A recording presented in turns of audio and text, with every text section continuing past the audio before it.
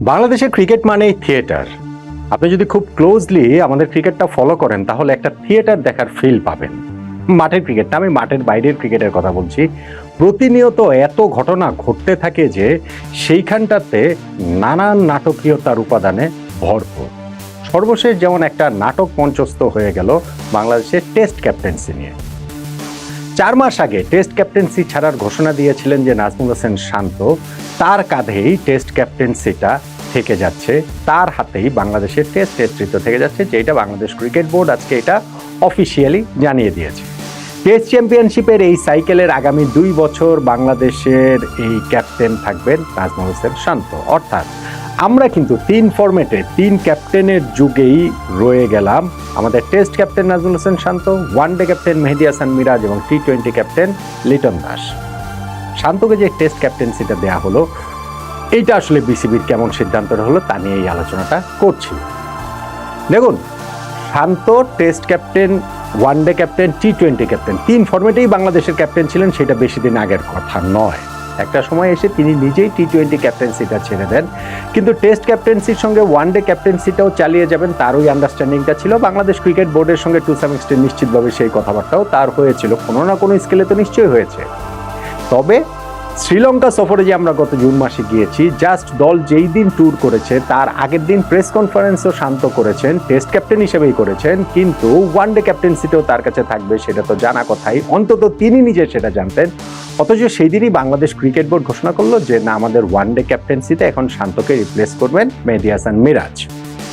শান্ত সেই মুহূর্তে কিছু বলেননি, কিন্তু শ্রীলঙ্কাতে আমরা যে 2 ম্যাচের টেস্ট সিরিজটা খেললাম, শেষ টেস্টের পর তিনি প্রেস কনফারেন্সে জানিয়ে দিলেন যে টেস্ট ক্যাপ্টেন্সি থেকে তিনি সরে দাঁড়াচ্ছেন।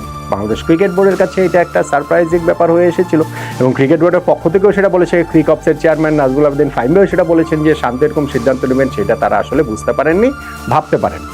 ফলে গত 4 মাস এরপরে তো আমরা একটা টেস্ট, একটা গ্যাপ গিয়েছে আমাদের, জুলাই, আগস্ট, সেপ্টেম্বর, অক্টোবর আমাদের টেস্ট ম্যাচ যেহেতু ছিল না, ফলে এইটা নিয়ে খুব একটা তাড়াহুড়া ছিল না। এখন যেহেতু আয়ারল্যান্ডের সঙ্গে আমাদের টেস্ট সিরিজটা এই যে নভেম্বরে শুরু হচ্ছে, 11 তারিখ থেকে ফার্স্ট টেস্ট, এবং সেই জায়গাটায় টেস্ট ক্যাপ্টেনটা তো নির্ধারণ করতেই হবে। মাঝখানের এই সময়টাতে একবার ওই যে বুলবুল ভাই আমাদের এই প্রেস বক্সে এসেও বলে গিয়েছিলেন যে 3-4 জনের সঙ্গে কথাবার্তা হচ্ছে ক্যাপ্টেন্সি বিষয়ে, তারপরে ক্রিকেট বোর্ড নিজেরা বসে আলোচনা করে ওই সিদ্ধান্তের জায়গাটা নেবেন।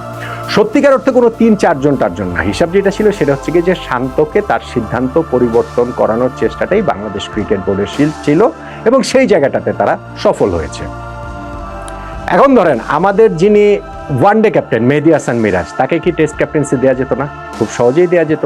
মিরাজ আমাদের টেস্ট টিমের অপরিহার্য সদস্য এবং তিনি এই গত টেস্ট চ্যাম্পিয়নশিপের সাইকেলটার কথা যদি আমি বলি, সেখানে ব্যাটিংয়ে বলেন, বোলিংয়ে বলেন, এত দুর্দান্ত তার পারফরমেন্স যে সত্যিকার অর্থেই টেস্ট ফরম্যাটে তিনি সাকিব আল হাসানকে রিপ্লেস করে ফেলেছেন। এইটা বললেও পারফরমেন্সের বিচারে অন্ততপক্ষে বাড়াবাড়ি হবে বলে আমার কাছে মনে হয় না। ফলে টেস্ট ক্যাপ্টেন্সিটা তাকে, মিরাজকে আসলে দেয়াই যেত। লিটন দাসকে কি দেওয়া যেত না? হ্যাঁ, লিটন দাসকেও দেওয়া যেত, কারণ লিটন দাসও আমাদের এই টেস্ট টিমের নিয়মিত সদস্য। মাঝখান দিয়ে যতই তার ওই অফ ফর্ম থাকুক না কেন, সেই অফ ফর্ম তার পুরো ক্যারিয়ার জুড়ে রয়েছে। ফলে তাকে যদি আমরা টি-20 ক্যাপ্টেন্সি দিতে পারি, এবং সেই টি-20 ক্যাপ্টেন্সিতে ওয়েস্ট ইন্ডিজের সঙ্গে আমরা এই সিরিজটা হেরেছি বটে, 3টা ম্যাচই আমরা হেরেছি, কিন্তু তার আগের হিসাব যদি ধরেন তাহলে কিন্তু টি-20 ক্যাপ্টেন হিসেবে লিটনও খুবই হচ্ছে গিয়ে ওইখানে সফলতার পরিচয়টা দিয়েছেন। এখন এর বাইরে লিটন ও মিরাজের বাইরে ধরেন মমিনুল হককে আবার ফেরানো হবে কিনা, ইভেন একেবারে কি বলা চলে যে আউট অফ দ্য বক্স চিন্তা করে তাইজুল ইসলামকেও কি টেস্ট ক্যাপ্টেন্সি দেওয়া যায় কিনা, এরকম আলোচনা বাইরে বিভিন্ন জায়গায় ছিল। কিন্তু বাংলাদেশ ক্রিকেট বোর্ডের যেইটা তাদের চাওয়ার জায়গাটা ছিল যে তারা নাজমুল হোসেন শান্তকেই রাজি করাতে চেয়েছেন। শান্ত যখন টেস্ট ক্যাপ্টেন্সি ছাড়েন, তিনি তো আর এটা বলবেন না যে না, বাংলাদেশ ক্রিকেট বোর্ড যে আমাদের কাছ থেকে ওয়ানডে ক্যাপ্টেন্সি কেড়ে নিয়েছে, ফলে এই কারণে আমি টেস্ট ক্যাপ্টেন্সি ছেড়ে দিয়েছি। তিনি তার সেটা বলবেন না, বলেনও নি। তিনি যেটা বলেছিলেন যে তিনি মনে করেন যে বাংলাদেশের মতো দেশটায় 3 ফরম্যাটে 3 জন আলাদা আলাদা ক্যাপ্টেন থাকাটা কোনো আইডিয়াল কথা নয়, বরং 2 জন ক্যাপ্টেন থাকতে পারে, white ball cricket, red ball cricket. সেই কারণে তিনি ক্রিকেট বোর্ড যদি ওরকম ভাবে ক্রিকেট বোর্ডে ভাবনার জায়গাটা থাকতে পারে, কিন্তু তিনি এইটাকে একটা কজ হিসেবে দিয়েছিলেন যে না, আমি এটা মনে করি না যে এটা রাইট, ফলে তিনি আর ক্যাপ্টেন্সিটা করবেন না, সেই ঘোষণাটা তিনি দিয়েছিলেন। এখন ক্রিকেট বোর্ডের কথাটাই তো ঠিক হলো। ক্রিকেট বোর্ড তো 3 ফরম্যাটে 3 ক্যাপ্টেনের যে জায়গাটা ছিল সেই জায়গাটাতেই কিন্তু তারা আসলে এগুলো। এখন নাজমুল হোসেন শান্ত টেস্ট ক্যাপ্টেন হিসেবে কেমন? শান্তর ক্যাপ্টেন্সিতে আমরা টেস্ট চ্যাম্পিয়নশিপের গত সাইকেলটার কথা যদি বলি, সেইখানে কিন্তু আমরা 12টা ম্যাচের মধ্যে 4টা ম্যাচ জিতেছি, 8টা ম্যাচ আমরা হেরেছি। ওভারঅল যদি আমি সেই জিনিসটাতে বলি, আমরা টেস্ট চ্যাম্পিয়নশিপে 9 দলের মধ্যে 7 নম্বরে থেকে শেষ করেছি। শান্তর ক্যাপ্টেন্সিতে আমরা নিউজিল্যান্ডের বিপক্ষে টেস্ট জিতেছি, আমরা পাকিস্তানে গিয়ে 2টা টেস্ট জিতেছি, আমরা ওয়েস্ট ইন্ডিজে গিয়ে 1টা টেস্ট জিতেছি। ফলে তার ক্যাপ্টেন্সি রেকর্ড কিন্তু ভালো, বেশ ভালো, এটা আসলে বলতে হবে। এবং তার মধ্যে যে ক্যাপ্টেন্সি ব্যাপারটা রয়েছে সেইটাও স্বীকার করে নিতেই হবে। টি20টা তিনি যখন ছেড়ে দিয়েছেন তখন অন্য 2টা ফরম্যাটে মানে ক্যাপ্টেন্সিটা ছেড়ে দিয়েছেন, তখন নিজেকে তিনি ভাবতেই পারতেন যে বাকি 2টা ফরম্যাটেই আমি আসলে এগিয়ে যাবো। এবং তার কাছ থেকে ওয়ানডে ক্যাপ্টেন্সিটা নিয়ে নেওয়াটা যে খুব অন্যায়, আমার কাছে সেইটা মনে হয় না, বরং যেই প্রক্রিয়ায় নেওয়া হয়েছে সেইটা অন্যায়। যেই প্রক্রিয়ায় শান্তকে ওয়ানডে ক্যাপ্টেন্সি থেকে সরিয়ে দেওয়া হয়েছে সেইটা আসলে তার জন্য অপমানজনক, একজন ক্যাপ্টেনের জন্য আসলে অপমানজনক। ফলে সেই অপমানটা তিনি নিতে পারেন নাই বলেই টেস্ট ক্যাপ্টেন্সিটাও ছেড়ে দিয়েছেন। Credit to Bangladesh cricket board যে তারা শান্তকে ওই জিনিসটা বোঝাতে সক্ষম হয়েছে এবং শান্তকে কাছে ওই ভুল স্বীকারটা তারা করেছে যে যেই প্রক্রিয়াতে তার কাছ থেকে ওয়ানডে ক্যাপ্টেন্সিটা নেওয়া হয়েছে সেই প্রক্রিয়াটা ঠিক ছিল না। ফলে শান্ত কনভিন্স হয়েছেন এবং তাকেই আসলে এই টেস্ট ক্যাপ্টেন্সিটা দিয়ে কন্টিনিউ করছে। সিদ্ধান্তটা যদি আপনি আমাকে বলেন যে টেস্ট ক্যাপ্টেন হিসেবে শান্তকে কন্টিনিউ করার সিদ্ধান্ত, আমি মনে করি যে বাংলাদেশ ক্রিকেট বোর্ডের এটা একটা ভালো সিদ্ধান্ত, ভেরি গুড ডিসিশন। কিন্তু 3 ফরম্যাটে 3 ক্যাপ্টেন নিয়ে কি আমরা আসলে সত্যিকার অর্থে সাফল্য পাবো কিনা সেটা নিয়ে আমার মধ্যে ডাউটের জায়গা রয়েছে, শান্তর নিজের মধ্যেও যেই ডাউটটা আছে। দেখেন, টেস্ট ফরম্যাটে শান্ত যখন ক্যাপ্টেন্সি করবেন তার আন্ডারে মেহেদী হাসান মিরাজ, লিটন দাস, বাকি 2 ফরম্যাটের ক্যাপ্টেন তারা কিন্তু খেলবেন। ওয়ানডে ফরম্যাটে যখন মিরাজ ক্যাপ্টেন্সি করবেন তখন তার আন্ডারে এই নাজমুল হোসেন শান্ত, লিটন দাস তারা খেলবেন। লিটন দাস বরং এই জায়গাটাতে একটুখানি সুবিধাজনক অবস্থানে রয়েছেন। টি20 ফরম্যাটে তিনি যখন ক্যাপ্টেন্সি করছেন তখন কিন্তু এখন আর টি20 দলে শান্তও নেই, টি20 দলে মিরাজও নেই।